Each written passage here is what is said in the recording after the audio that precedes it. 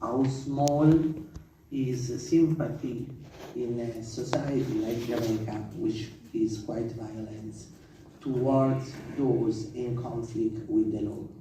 There is no sympathy, therefore there is no attention, therefore there are no funds. All the things which have been presented by Jennifer show how much DCS has to struggle to get things implemented.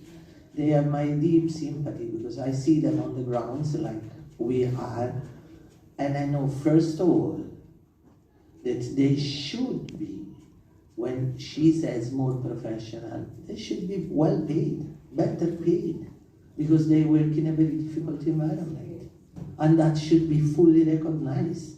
I'm asking everybody sitting here, how easy would it be to be employed in a correctional services? It's not easy. How little their professional profile is if you compare it to the police profile, which receive an amount of benefits, and the correctional officer don't. So it is the same as we mentioned for the inmates. If you want to motivate them, you have to give, and then you can take. But if they work in such a difficult situation, I have been seeing some of the dorms, they're terrible, you know. They're not much better than the inmates one. So when we advocate for changes, I think that we have to advocate for a different approach to correctional services and to the punishment system in Jamaica. Somebody was saying, you go for punishment or as punishment? Answer this question, is very important. Secondly, if we want that the system is not producing those monsters, first of all, we should free up DCS from some burden. I indicated mentally ill should not be detained. They should not. And if you can imagine how difficult it is in a population as Tower Street, which is built for 800 inmates, hosting 1,700 inmates to deal with mentally ill. It's not the right place. It is a burden for DCS. It is a challenge for the general population. It is a challenge also for the officers. So let's try to step forward, and that is one of the things which I want to propose today. I have 2-3 things to propose. One, please, let's change mindset. If somebody has committed a crime, he needs to be punished. Let's use punishment as an instrument of change. Serving time can be building time, should be building time. Let's work it out that we take a higher level of consideration towards a population of around 4,000 people, which are a criminal target, and they go back to society. You all think, most of the people think that most of the inmates are detained for life. No, they are detained for a very short time, 12 months, 18 months, 2 years, 3 years. Then they go back to society and families. Work on it. Work on it and make sure that when you send them out, you provide them with instruments. Third, consider the fact that you have an amount of staff engaged in a very difficult situation. And there should be a sort of recognition about the fact that they're underpaid, under-evaluated, under-considered, and they do not receive all of what they are supposed to be receiving. If you talk about training, training means that then they have to apply what they learned, and they cannot do it sometimes. No infrastructures, no space, no willing, it's difficult. So my proposal on the prison is a change of mindset involving civil society, involving private sector, because they lamentate about the fact that there is violence. Jump on board, make changes, give a second chance, make a different place in a prison as a rehabilitation place.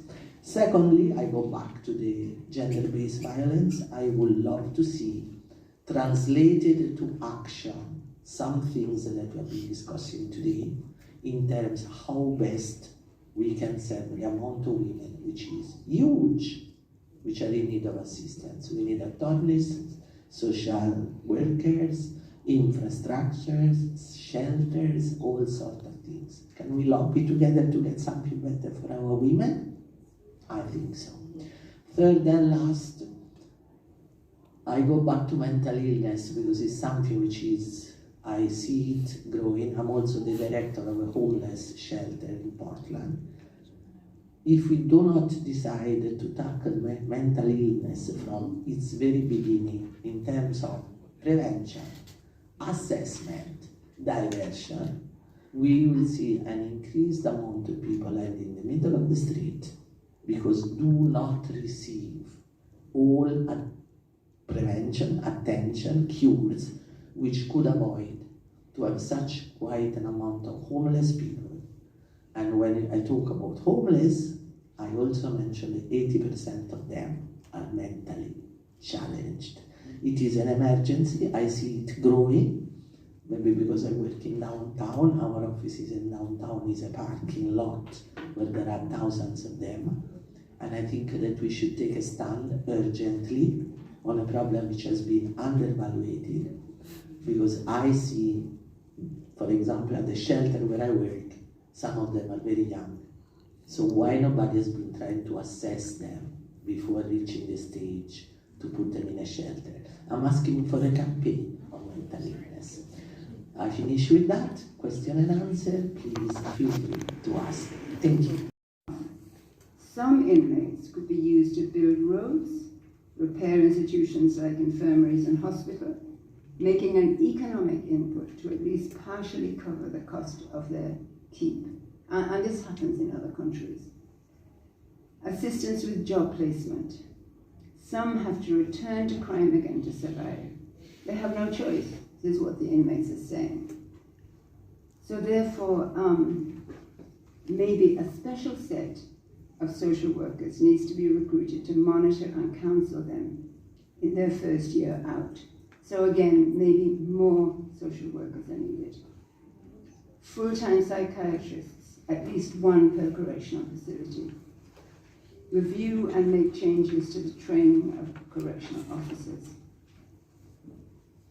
Officers should understand and know how to treat women and men who are mentally ill.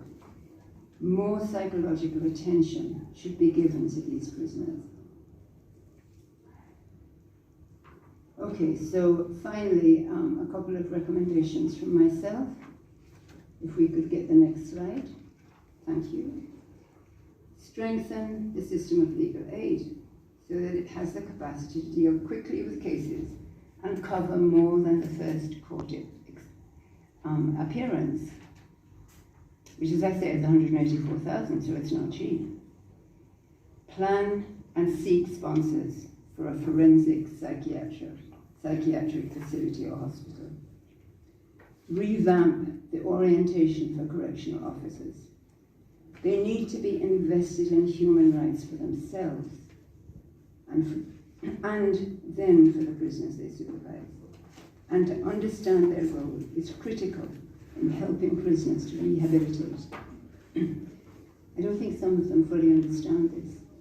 And you know, there are experiential methods that are very, very effective in training people who in a superior position to others to help them understand what it feels like to be in that lower position. Rehabilitation programs should have a graduation scheme to prevent repeat participation when spaces are limited. In the orientation, in the next slide, thank you. In the orientation for